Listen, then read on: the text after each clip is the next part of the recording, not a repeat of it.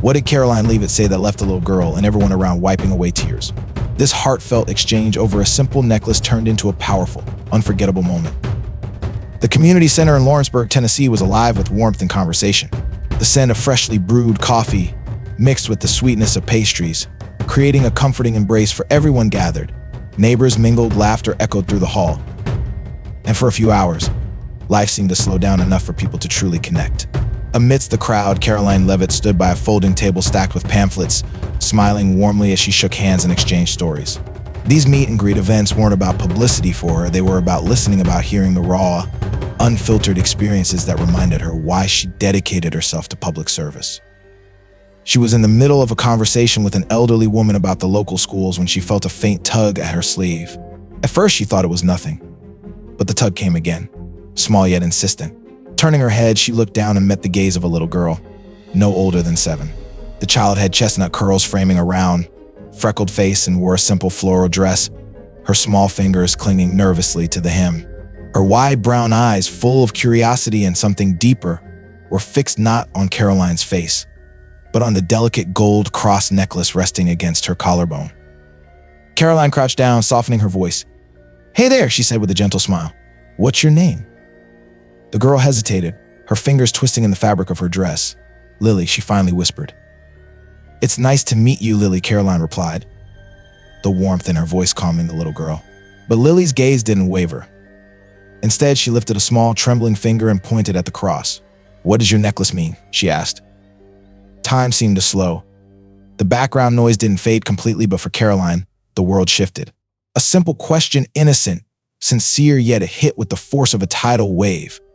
Her hand instinctively reached for the pendant she had worn for years. To others, it was just jewelry. To her, it was a lifeline, a symbol of something much bigger than herself. And now, for the first time in a long time, someone was asking her to put that meaning into words. Her lips parted, ready to respond, but no words came. Instead, memories flooded in, carrying her back to a night she had tried so hard to forget. She could still feel the cool dorm room air of her freshman year at Belmont University in Nashville, the glow of her laptop illuminating textbooks scattered across her bed. At 19, she had been eager about the future, yet overwhelmed, juggling classes, 2 part-time jobs, and an unshakable doubt that she wasn't enough. Her faith, something her parents had raised her in, felt distant back then, a ritual more than a refuge. Then the phone call came. It was just past midnight when her phone vibrated on the nightstand. She almost didn't answer. Almost. But something, intuition, fate, or something else made her pick it up. Her mother's voice cracked on the other end in an instant. Karoline's world shattered. Her grandmother, the woman who taught her how to bake biscuits from scratch, who smelled of lavender and spoke of faith like it was woven into the very fabric of life, was gone. A sudden heart attack. No warning. No goodbye. The hours after were a blur of cold shock and muffled sobs. She remembered staring at her dorm ceiling, the room spinning while her roommate offered awkward, quiet comfort. Numbness settled into her bones, heavy and unrelenting. By morning, she packed a bag on autopilot and caught a bus back to her childhood home. Stepping inside, she felt the loss in every corner, the empty armchair, the silence that seemed louder than any sound. Her grandmother's absence was everywhere. Sleep wouldn't come that night. Restless, she wandered into her grandmother's bedroom, inhaling the lingering scent of lavender that clung stubbornly to the linens. Her eyes drifted to the nightstand, where an old, worn Bible lay open beside a delicate gold chain, the same cross necklace she wore now. Her grandmother had worn it every day, the pendant resting close to her heart. Karoline's fingers brushed against the cool metal, and something in her chest twisted. It wasn't just a piece of jewelry. Not then, not now. It was more.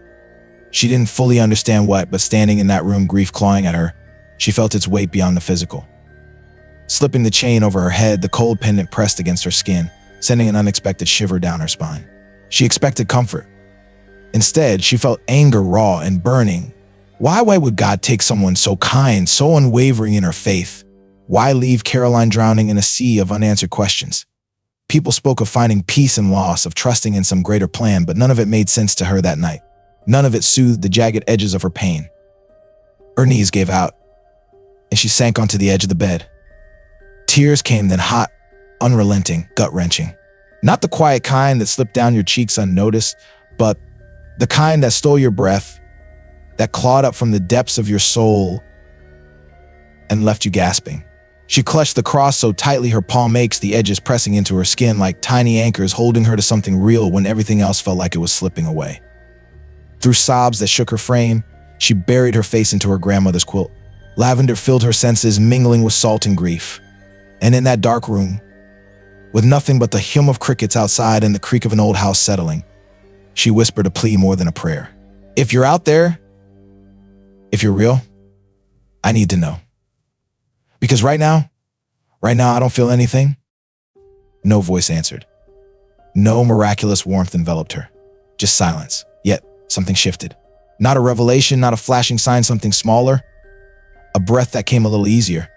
A heart that, though still broken, beat a fraction steadier. It wasn't a solution, but it was enough to pull her through that night. And now, years later, kneeling in front of a curious little girl in a bustling community center, that moment felt like yesterday. Karoline's fingers brushed the pendant once more as she looked into Lily's eyes. This necklace, her voice caught, thick with emotion. It reminds me that even when you feel lost, you're never truly alone. Karoline's breath hitched as the little girl's words hung in the air, soft but sharp enough to pierce through layers of memory and emotion.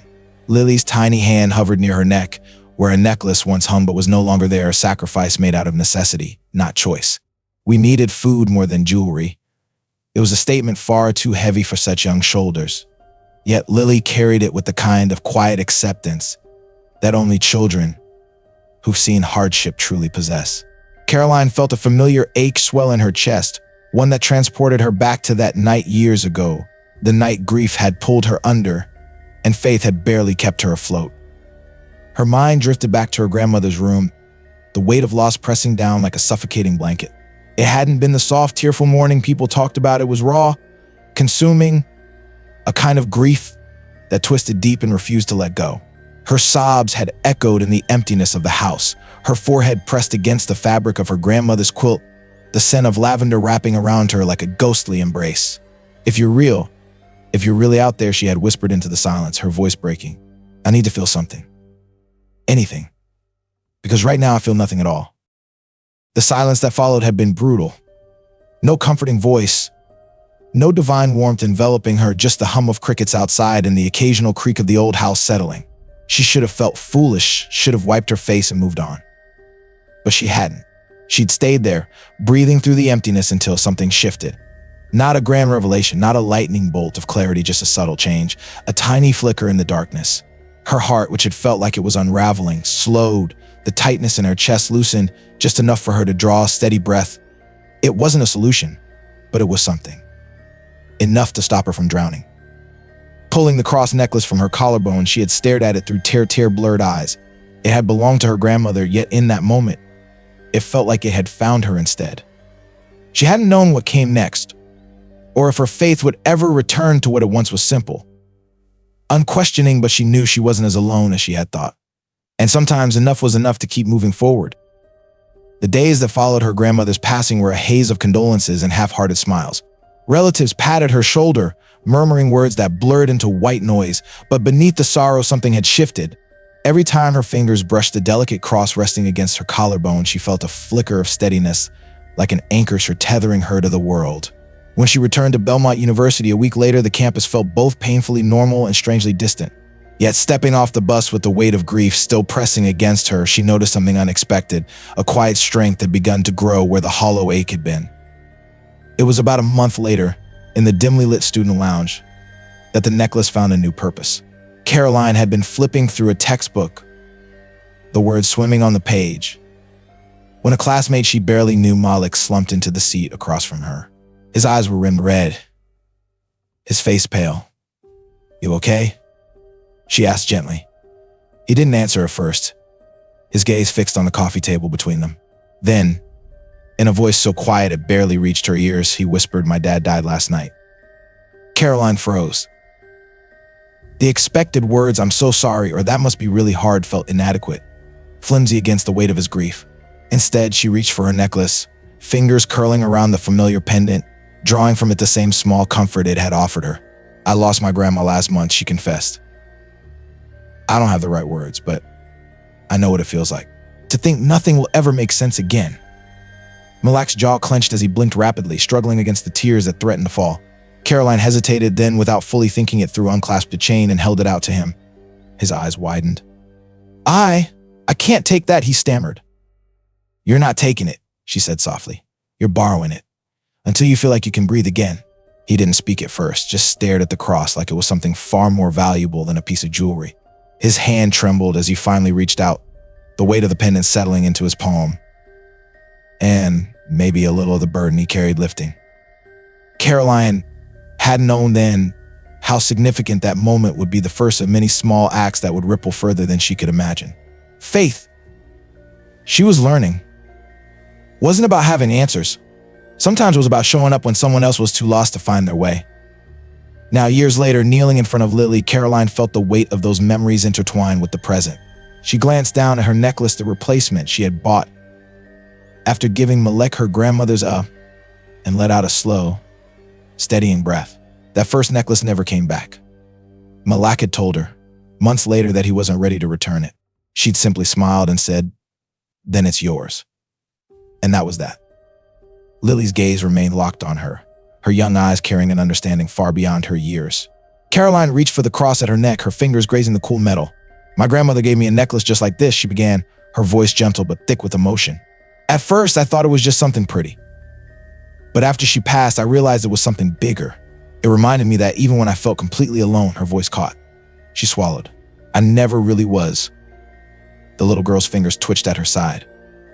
"My mom used to wear one," Lily whispered. Her hand lifted to her bare neck where a chain should have been. She had to sell it," she added, voice wavering. "We needed food more than jewelry." Karoline's chest tightened painfully. She didn't need to ask where Lily's mother was now. The tremble in the child's voice, the longing in her eyes, told her enough. Without thinking, without second guessing, Karoline unclasped her necklace. The chain slipped free, the cross dangling delicately between her fingers. Gently, she reached out, taking Lily's small hand in hers and pressing the pendant into her palm. "It's yours now," she said softly. Wide brown eyes blinked up at her. "But I can't." "Yes, you can," Karoline interrupted with a reassuring smile. "And whenever you wear it, I want you to remember, no matter what happens, you're never alone." For a moment, the world seemed to stand still. Lily's fingers curled tightly around the necklace, tears filling her eyes until they spilled over, tracing wet paths down her cheeks. Without warning, the little girl launched forward, wrapping her small arms around Karoline's neck. Karoline caught her instinctively, holding her close as the child's tiny frame shook with quiet sobs. Around them, the crowd's murmurs faded into a profound silence, the kind that blankets a room when something sacred is unfolding. Words felt unnecessary. This was a moment of pure connection, one heart reaching out to another across a divide of years, grief, and hope. If you find these stories inspiring and they motivate you to take action, please comment 9. If not, comment 0. Your feedback means a lot to us. Thank you for your valuable time. Lily clung to Karoline for what felt like forever, her tears soaking into the fabric of Karoline's blouse. When she finally pulled back, she wiped her cheeks with the back of her hand, still cradling the cross protectively in her palm. Karoline could see the swirl of emotions flickering across the girl's face: gratitude, wonder, and something else, something unspoken. It was the look of someone who had been carrying a weight too heavy for someone her age and had, for the first time in a long while, found relief. The sound of soft footsteps broke the silence. A woman stepped forward from the crowd, her hair pulled back in a messy bun, her clothes worn but clean. Her hands trembled as she reached out to brush a stray curl from Lily's forehead. Karoline didn't need to ask. This was Lily's mother. The woman's voice cracked, thick with emotion. She swallowed hard, eyes darting between Karoline and her daughter. "I don't know what to say." Karoline offered a reassuring smile. "You don't have to say anything." But the woman shook her head, blinking back tears. "She talks about that necklace every night before bed, the one I had to sell." Her gaze dropped to the cross in her daughter's hand. "I never thought she'd have another one." "Now she does," Karoline said softly. The mother pressed her lips together, a single tear escaping down her cheek. "Thank you," she whispered. This means more than you know." But Karoline did know, because years ago, she had stood on the other side of this moment, the one receiving something that felt like hope, when hope was the hardest thing to hold on to. "I understand," she thought, "because I've been there." The stillness that had gripped the room began to shift. People shuffled, wiping away tears with the heels of their hands. A few exchanged glances, nodding as if to say this is why we came for moments like this. An older woman near the back pressed a hand over her heart, her eyes shimmering with understanding. Then, unexpectedly, a man in the back stepped forward. Tall and broad-shouldered, his clothes bore the marks of hard work, faded flannel, jeans stained with years of labor. His hands, calloused and rough, reached into his pocket. Without a word, he pulled out a small wad of crumpled bills and placed them gently into the mother's hand. "For groceries," he said simply. The mother gasped, shaking her head. "Oh, I can't eat, please, it's not charity," the man interrupted, his voice steady but kind. "It's just the right thing to do." That was the spark. One by one, others stepped forward. Someone handed over a gift card for the local grocery store. Another woman, her face lined with age and kindness, slipped a simple bracelet from her wrist and offered it to Lily. "Something pretty to go with your necklace," she whispered. Laughter and tears mingled in the air as small acts of kindness rippled through the room. Each gesture, seemingly insignificant on its own, became part of something bigger, a collective outpouring of humanity, compassion, and grace. Karoline took a step back, her eyes sweeping over the scene. Strangers, moments ago separate and distant, had become something more, community woven together by empathy and action. "This isn't about me," she thought, her chest tightening with emotion. It never was. It's about what happens when people choose kindness, when they show up. And to think, it had all started with a simple question from a little girl. The crowd slowly began to disperse, voices soft and reverent. Karoline stood rooted in place, watching as Lily clutched the necklace against her chest, her small hand a protective shield over the cross. Her mother held her other hand, leaning down to whisper something only they could hear. Karoline didn't need to know the words. She could feel their weight, the love, the gratitude, the unspoken promise that this moment would be remembered. She had come to the community center that evening expecting little more than polite conversation and maybe a handshake or two. Instead, she had been reminded of a truth she'd learned long ago. The smallest moments often carry the greatest weight.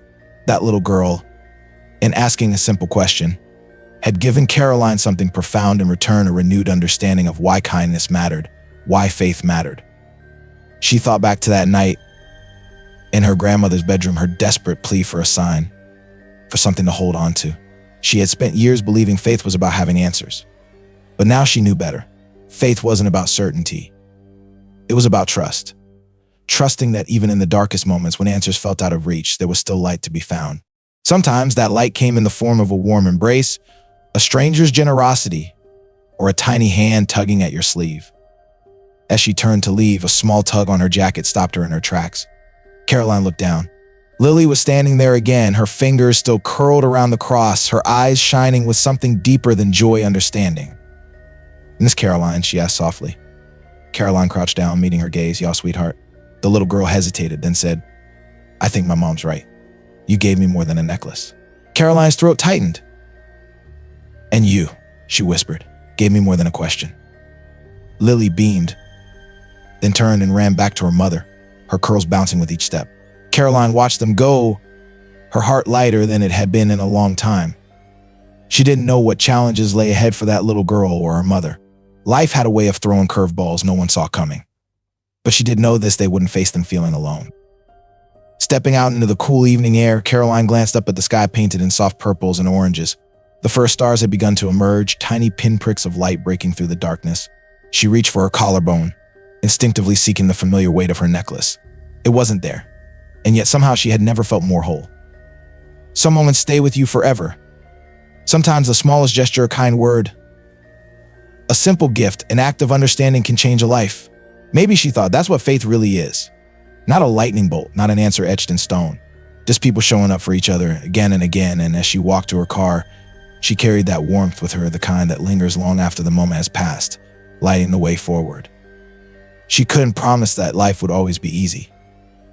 No one can. Life has a way of throwing storms when you least expect them, moments that leave you breathless, searching for something to hold on to. But what she realized that evening, standing beneath the sky painted with soft oranges and deep blues, was that while she couldn't shield anyone from life's hardships, she could do something even more powerful: make sure no one faced those hardships alone. Kindness. Such a small word, yet it holds the power to mend hearts, lift burdens, and reignite hope when it's flickering on the edge of darkness. Sometimes that kindness comes in the form of grand gestures, but most times it's simpler, a gentle word, a listening ear, a small act that whispers, "You're not invisible. You matter." That day, Karoline gave away her necklace, a piece of her past, a piece of her soul. And as she stepped out into the cool night air, she glanced at the empty spot where it had rested. It was gone. But in its place was something far more profound: fullness. Because when you give with love, you never lose. You grow. Some moments stay with us forever. Not because they were loud or extravagant, but because they touched something deep inside, something raw, human, and real. That little girl didn't just receive a necklace, she received hope. And Karoline, she received something too, a reminder that even in a world often weighed down by struggle, we are each other's lifelines. The truth is, you never know the silent battles people are fighting. You never know whose world is crumbling behind a brave smile. That's why kindness matters. That's why you matter. Your smallest gesture, a smile, a kind word, a helping hand could be the thread that keeps someone from unraveling. So when life gives you the choice to look away or lean in, be the warmth in someone's cold day. Be the hand they didn't know they needed. Because in giving, you'll find something extraordinary, a purpose bigger than yourself. And if this story stirred something in you, don't let it stop here. Carry it forward. Be someone's reason to believe in goodness again. Because the best stories, the ones worth remembering, aren't just read, they're lived. They remind us that while the world can be heavy, our hearts were built to lighten the load for ourselves, for each other, for humanity.